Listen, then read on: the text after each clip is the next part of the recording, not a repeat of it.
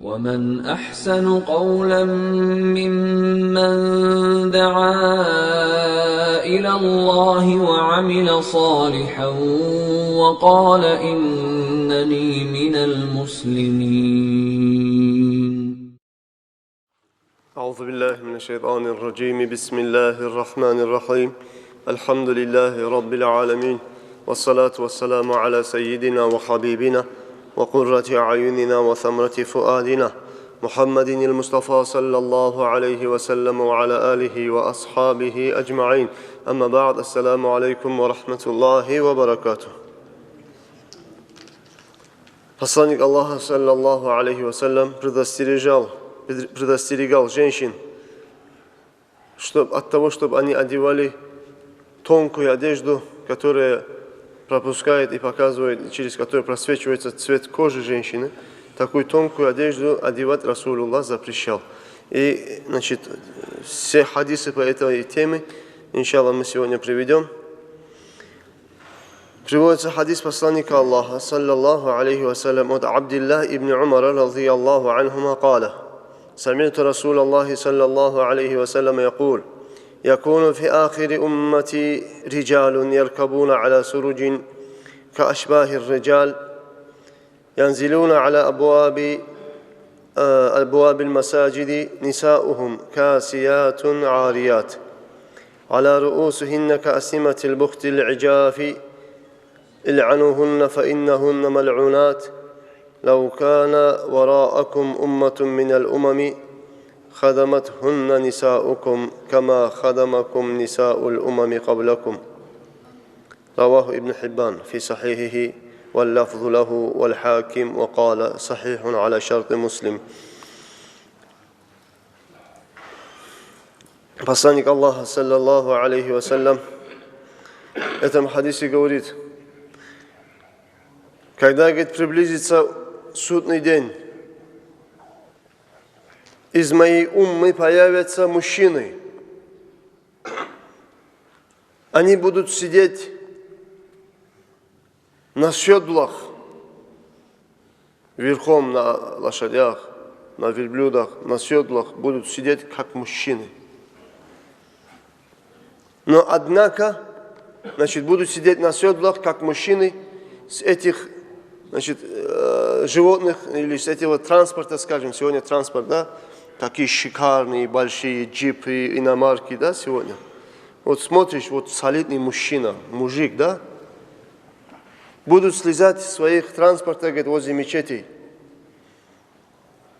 Но однако, если хоть даже, говорит, у них есть вид мужчины, ихние, говорит, жены будут полураздетыми.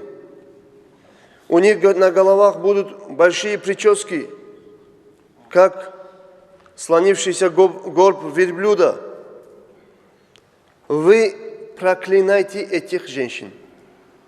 Эти женщины проклятые женщины, проклятые, отдаленные от милости Аллаха. Вы тоже, говорит, их проклинайте, говорит посланник Аллаха, саллаллаху алейхи вассалям. Если, говорит, после вас были бы еще народы, то ваши женщины стали бы служанками перед последующими народами, как предыдущие народы, ихние женщины стали служанками перед вами. Прислуживать, как они стали прислуживать вам, ваши женщины вот такие же, говорит, стали бы безнравственными относительно другого народа, который, говорит, пришел бы после вас, если, говорит, он пришел бы.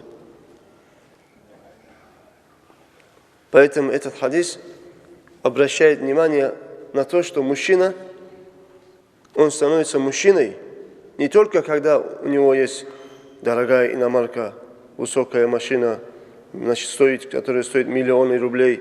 Мужчина становится мужчиной, когда он может, бразды правления своей семьей взять в свои руки, обуздать свою жену, обуздать свою дочь, дать воспитание своим детям.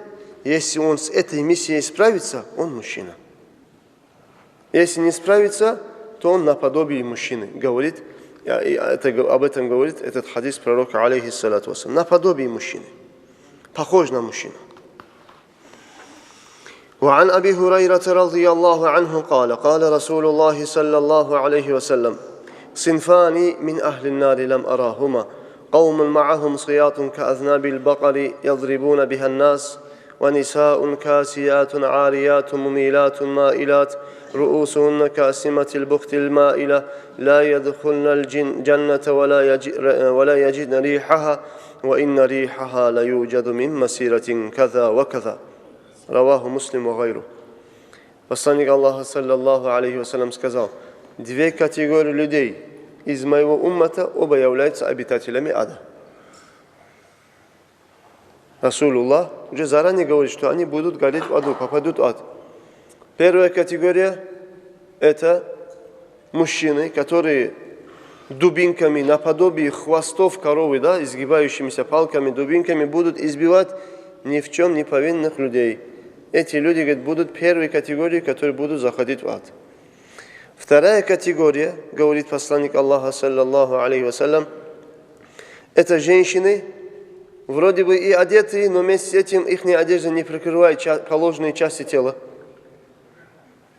Или же, значит, облегающая, или просвечивающая, или не закрывающая части тела одежда. Вроде бы одежда есть, на самом деле эта одежда не закрывает, значит, те части мусульманки, которые должны быть закрыты по шариату. Женщины, которые склоняются к чужим мужчинам и пытаются их соблазнить, значит, их переманить на свою сторону. Женщины, волосы которых стоят, значит, подобно горбу, слонившемуся горбу верблюда, большими прическами, без платков и так далее, то эти женщины, говорит, не зайдут в рай. Вторая категория. Эти женщины, говорит, в рай не зайдут. Не то, чтобы зайти в рай, даже, говорит, запаха рая этого, значит, они не почувствуют, если хоть даже будет распространен запах рая на такое-то расстояние, сказал посланник Аллаха, саллаллаху алейхи вассалям. В другом хадисе мы говорили, что пророк, алейхиссалату вассалям, сказал, что расстояние рая будет распространено на расстояние 500 лет. 500 лет, если человек будет ходить на такое расстояние, вокруг рая тоже распространен запах рая. Даже вот к этому запаху близко не приблизится, говорит, эта женщина. Хоть будет совершать намаз, хоть будет держать ураза, хоть будет соблюдать другие предписания Аллаха, если она является из этой категории, одевшейся и обнаженной, значит, пытающейся понравиться чужим мужчинам, их, значит, пытается, значит, их соблазнить и так далее, значит, ходит открытыми волосами, эти женщины являются обитателем ада. Хоть даже выполняют другие повеления Аллаха, потому что от запретов не остерегаются. Почему обитатели ада? Фарзы сделали, но от харама же не остерегаются. Аллах говорит, от харама, если не остерегаешься, значит, попадаешь в ад. وعن عائشة رضي الله عنها أن أسماء بنت أبي بكر دخلت على رسول الله صلى الله عليه وسلم وعليها ثياب رقاق فأعرض عنها رسول الله صلى الله عليه وسلم وقال يا أسماء إن المرأة إذا بلغت المحيض لم يصلح أن يرى منها إلا هذا وأشار إلى وجهه وكفيه. رواه أبو داود. Однажды, Аиша рассказывает, однажды, говорит, сестра Аиша, жены пророка, алейхиссалату вассалам, Асма, дочь Абу Бакара, ради Аллаху анха, сестра Аиши, Асма, зашла к посланнику Аллаха, ихний дом.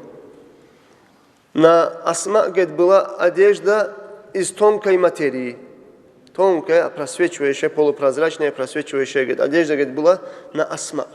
Пророк, алейхиссалату вассалам, заметив Асма, он сразу же, говорит, отвернулся от Асма и сказал: «Я Асма, когда женщина достигает совершеннолетия, является харамом для нее, чтобы она открывала из своей части тела, кроме этого и этого».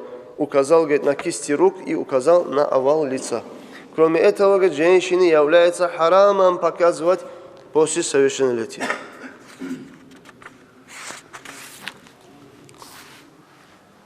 Поэтому, дорогие мои братья, эти хадисы нам раскрывают о ответственности мужчин перед своими женами и ответственности женщин перед Аллахом за свои одеяния, за свое поведение.